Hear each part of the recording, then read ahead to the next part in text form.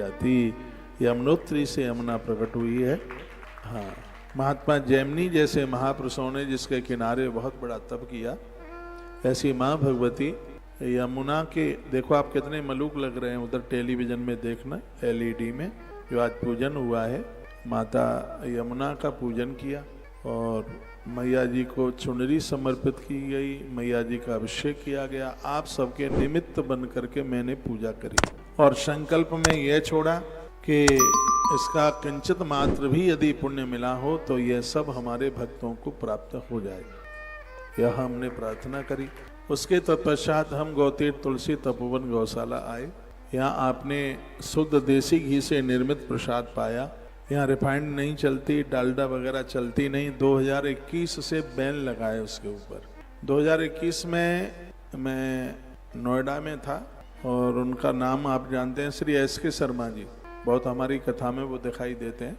उनके यहाँ एक बहुत बड़े कोई अधिकारी आए थे, मेरी उनसे मुलाकात हुई। फूड्स विभाग में वो काम करते, तो वो रिफाइंड के ऊपर बोल रहे थे।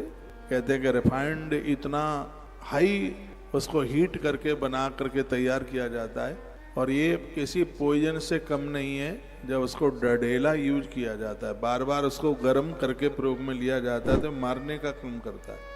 बस शब्द सुना, ब्रेक लगा दिया आश्रम में। 2021 से लेकर अब 2026 चल रही है, भूल करके भी किसी भी भंडारे में या रिफाइंड और डालडा यूज नहीं होती, बिल्कुल भी या नहीं होती। हमारे वार के भी कार्यक्रम होते हैं, घी नहीं होगा तो तिल का तेल प्रयोग में ले लेंगे, लेकिन इसको यूज नहीं करते। आपके घर में तो 4 लोग हैं, ये नियम आप भी बना लीजिए, जिंदगी अद्भुत हो जाएगी। रिफाइंड का तेल, ये डालडा बिल्कुल प्रयोग में बिल्कुल भी लेना नहीं है।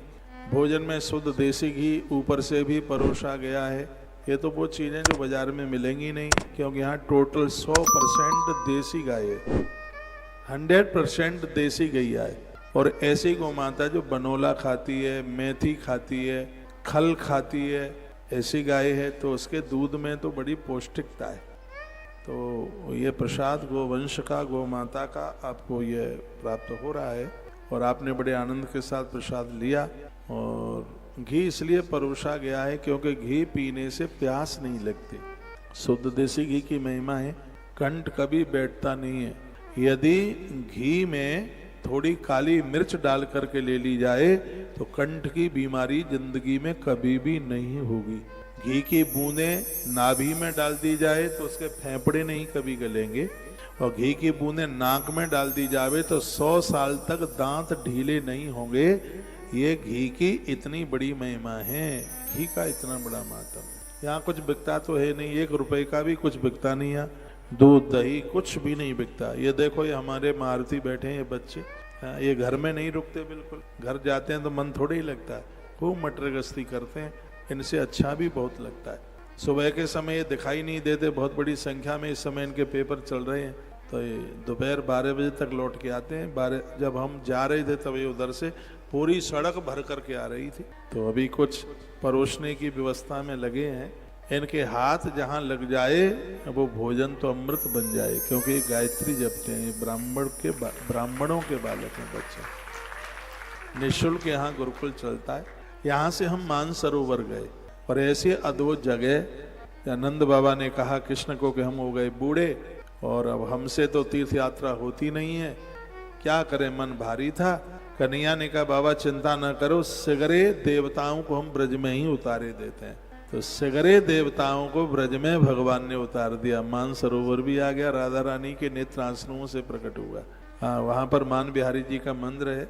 माताएं रूठ जाएं और पति मनाए तो माताओं को बहुत अच्छा लगता है। हम तो सुनी सुनाई बात कह रहे हैं, आपको अपने अनुभव की बात होगी, तो उन्हें बड़ा अच्छा लगता है। राधा रानी रूठ गई और भगवान मनाए, तो राधा रानी इतना रोई कि आंसू इकट्ठे हुए और उन्हीं आंख के आंसुओं को ब्रह्मा जी ने मानसरोवर का स्वरूप दे दिया है।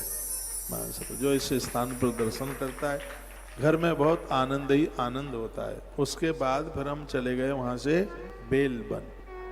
वैसे बीच बीच में मैं आपको महात्म्य बताता ही रहा। भगवान के प्राकट्य के समय पर माँ लक्ष्मी आई और आज भी ब्रज में लक्ष्मी है। लक्ष्मी मैया है। यहाँ किसके पास फैक्ट्री है, किनके पास कोई दुकान तो है नहीं, ऐसे अद्भुत अद्भुत आश्रम बने। लाखों आदमी पर डे यहाँ आता है, आश्रमों से लोग जुड़े हुए हैं, सबके भंडारे ऐसे अद्भुत चल रहे हैं। ये माँ लक्ष्मी नहीं बैठी है ब्रज में तो ये सब हो कैसे रहा है? माँ बैठी है, उनके दर्शन हमने किए। उसके तत्पश्चात गए हम भांडीर वन, जहाँ विधाता ब्रह्मा ने भगवती राधा रानी और भगवान श्री कृष्ण का विवाह कराया। ऐसे वो बड़ी अद्भुत जगह। यहाँ सिंदूर का दान भी होता है। कहते हैं इस स्थान का दर्शन करने से नारी के सुहाग की उम्र बढ़ती है। जहाँ हम गए वही कुआं भी था ठीक सामने, लोग वहाँ आचमन कर रहे थे, परिक्रमा कर रहे थे। उसकी बड़ी महिमा है। भगवान वराह देव ने यहाँ की यात्रा करी, ऐसा वराह पुराण के अंतर्गत लिखा है। भांडीर वन इस ब्रज का अद्भुत स्थान है। ऐसा कहते हैं कि यात्रा के पहले दिन यदि कोई भांडीर वन की यात्रा कर ले, उसके पूरे दिन की यात्रा पूरी हो जाती है। ऐसा है भांडीर वन। जो छूटे से छूट जाए, भांडीर वन ना छूटे। राधा रानी और भगवान श्री कृष्ण का मिलन, प्रथम मिलन इसी स्थान पर हुआ। नंद बाबा की गायें यहाँ चरती थी, ब्रह्मा जी ने यहाँ पर तप किया है। ऐसा अद्भुत स्थान है, वहाँ दर्शन किया। फिर उसके आगे जहाँ बांसुरी के लिए लोटपीट हो रहे थे, एक दूसरे के हाथ से छीन रहे थे, वंशी बट अद्भुत स्थान है। वंशी बट वृंदावन सो वन नहीं, नंद गाम सो गाम, वंशी बट सो बट नहीं, कृष्ण नाम सो नाम। वंशी वट के वृक्ष में से बांसुरी की आवाज आती है। आप देख तो रहे हैं टीवी में, तो मेरे सामने भी टीवी लगी है, उसमें मैं देख रहा हूँ। तो उस स्थान का आपने बड़ा दर्शन किया। उसके तत्पश्चात फिर हम चले गए थे रावल गांव, जहाँ खूब ठुमके लगाए, खूब आनंद हुआ। भगवती राधा रानी की जन्मभूमि रावल गांव, वहाँ दर्शन किया। उसके बाद में फिर हम गए रमण रेती। रमण रेती लेट्यों नहीं क्यों नहीं यमुना पान, अरे नर तू जानो नहीं ब्रज को तथ्य महा। वो ऐसी अद्भुत जगह है जहाँ की रज में देवता लोग आज भी उस स्थान पर विचरण करते हैं। ऐसी वह पावन जगह। उसके बाद 84 खम्मा नंद भवन, उसके बाद चिंताहरण महादेव। कहते हैं कि अपने बेटे को लेकर के मैया बड़ी परेशान होती थी। कभी पूतना आ गई, कभी अघासुर आ गया, कभी बकासुर आ गया, और वो इतना उत्पात कंस के इन राक्षसों ने मचा रखा था। तब गर्गाचार्य जी ने कहा कि हे माता, तू भगवान शिव का आवाहन कर। तो कहते हैं कि बालू के, यमुना जी के बालू के शिवलिंग बना करके मैया यशोदा ने पूजन किया, और उसी में से भगवान महादेव प्रकट हो गए। उन्होंने कहा कि मैया तेरी चिंताओं का मैं हरण करता हूँ। ब्रह्मा जी ने नाम दिया चिंताहरण महादेव, जिनका दर्शन गए थे आप चिंताहरण? नहीं गए? गए, हाथ उठा रहे हैं। कोई बात नहीं है, भांडीर वन हो गया तो सगरा हो गया है, कोई दिक्कत नहीं। इसमें तो चलने की महिमा, चलते चलिए चिंताहरण। उसके बाद में पहुंचे दाऊ दादा, दाऊ जी बलराम जी, बगल में रेवती मैया भी वहां पर बैठी हुई है। बड़ा अद्भुत स्थान है। तो एक बार बलराम जी ब्रह्मा जी से लड़ गए, ब्रह्मा जी को मृत्यु लोक आना पड़ा। कहा क्या बात है? बात यह है कि हम इतने छोटे और हमारी घरवाली तुमने इतनी बड़ी बना दी है। कहते हैं रेवती मैया की हाइट ज्यादा थी और दाऊ दादा की कम थी। उम्र में भी बताते हैं कि दोनों में अंतर था। ब्रह्मा जी से वचन मांगा बलराम जी ने उसी जगह पर जहां आज आप गए थे। कहते हैं कि जिसकी घरवाली हो बड़ी और घरवाला हो उम्र में छोटा, घरवाला हो ठेगना, घरवाली हो लंबी। ग्रंथ तो यह कहता है भले ही 2 इंच छोटी हो पत्नी छोटी हो, भले ही 1 घंटा छोटी हो पत्नी छोटी हो, लेकिन किसी की पत्नी है बड़ी और पति है छोटा, तो उसके प्रायश्चित के लिए बलदाऊ दादा का दरबार है श्री ब्रज में। क्योंकि ब्रह्मा जी से मांगा है कि आज के बाद ये आपको वचन देना होगा, नियम विधि ये बनाई जाएगी कि पत्नी की उम्र कम होगी और पति की उम्र ज्यादा होगी। पत्नी की लंबाई ऊंचाई कम, पति के ज्यादा। ब्रह्मा जी ने कहा ये मस्तु तथास्तु। तब से लेकर के आज तक उस नियम को पूरा किया जा रहा है। ऐसे बलभद्र सरकार श्री ब्रज में बैठे हैं, ब्रज के राजा हैं, ब्रज के दादा हैं। उनका दर्शन आपने किया। उसके तत्पश्चात फिर अब आप गौशाला पहुंचे हैं। अब कल क्या क्या हम देखने के लिए जाएंगे, तो आप सब लोग 7:30 बजे आ जाइए। हाँ, बहुत देर में बजते हैं 7:30। कथा सुनना है तो आ जाइए, क्योंकि मैं कथा 7:30 शुरू कर दूंगा। 7 बजे हमारे हनुमान चालीसा चालू होगा, 7:30 बजे कथा शुरू, और 7:30 बजे से लेकर के 9:30-10 बजे तक 2 घंटा कथा आरती वगैरह में।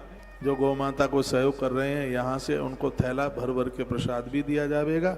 चुनरी गौ माता की 12 ज्योतिर्लिंगों का स्मृति चिन्ह, अभी हम गौ माता का गोत्सव करके आए हैं वहाँ गुरुग्राम में, तो स्मृति चिन्ह की भी व्यवस्था की गई है।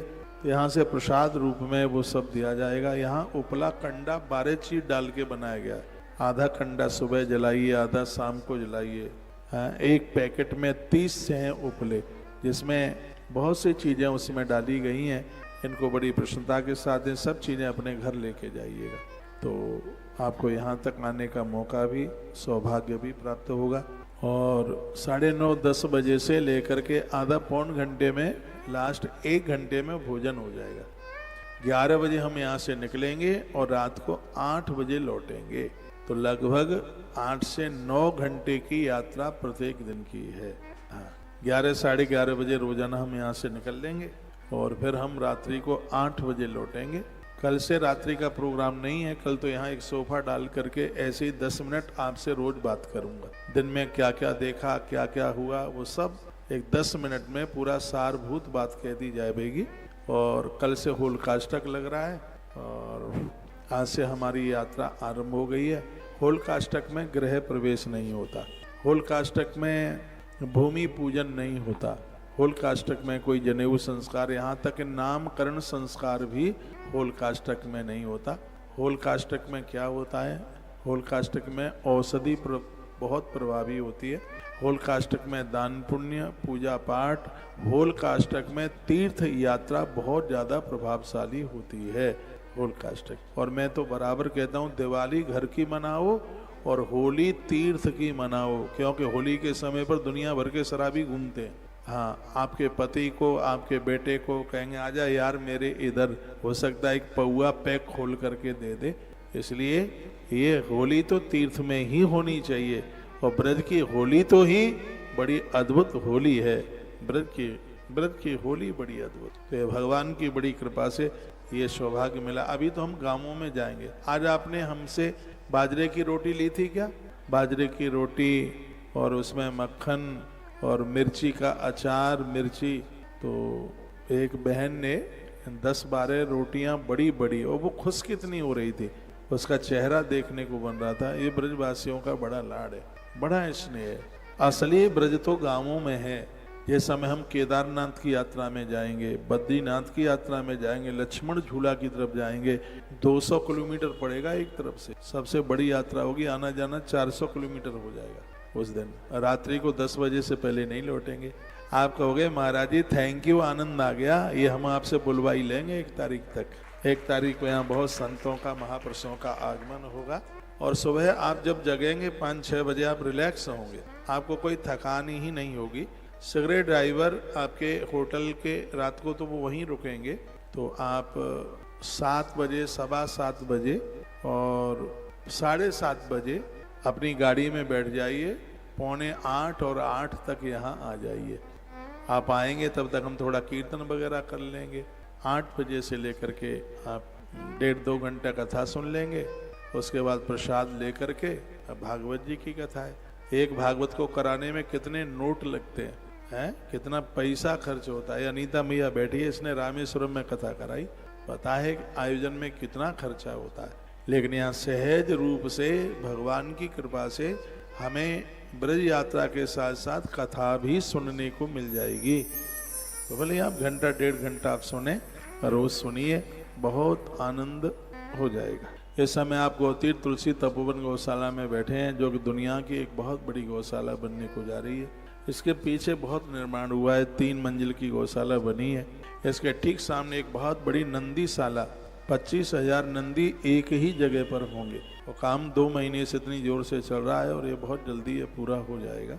और इसी के लिए हम दिन रात लगे। रात को 2 बजे आए हम, 2 बजे आए, सुबह 7 बजे सबसे मिलना शुरू कर दिया। पूरा दिन भर आपके संग रहे हैं। अब तो मुझे सोचना पड़ेगा दूध भी पिया है कि नहीं पिया, ध्यान करना पड़ेगा। भूख नहीं लगी है बिल्कुल भी, कुछ नहीं लिया है बिल्कुल। हाँ, नहीं तो लोग कूटू सिंगाड़ा खा करके भी पेट भर लेते हैं, और सत्य यही है जो हम बोल रहे हैं आपको। हाँ, वहाँ हम गए, एक मैया ने दूध पिला दिया था, उसमें भांडीर वन में, वो अपने घर ले गई तो उसने दे दिया, एक गिलास दूध दे दिया, प्रसाद मिल गया ब्रज का। और मैं आपसे थोड़ा भी यहाँ आगे चल के आ गया, आकर के थोड़ा जल पिया है, पानी पी के यहाँ व्यासपीठ पर आकर के बैठ गए। उत्साह भारी हो रहा है, खुशी हो रही है। तो खुशी में थकान तो होती नहीं है, ऐसा लग रहा है कि पता नहीं क्या नहीं मिल गया है हमें। उसी खुशी में कब दिन निकलता है, कब रात निकलती है। मैं गौ सेवा से अति प्रसन्न हूँ, इसमें कोई बनावटी बात नहीं है। मुझे यह लगता है कि मेरा जन्म गौ माता के लिए ही हुआ है, और इसी के लिए मैं काम कर रहा हूँ। और आपसे बराबर प्रार्थना करता रहता हूँ कि घर की एक रोटी गौ माता को प्रत्येक दिन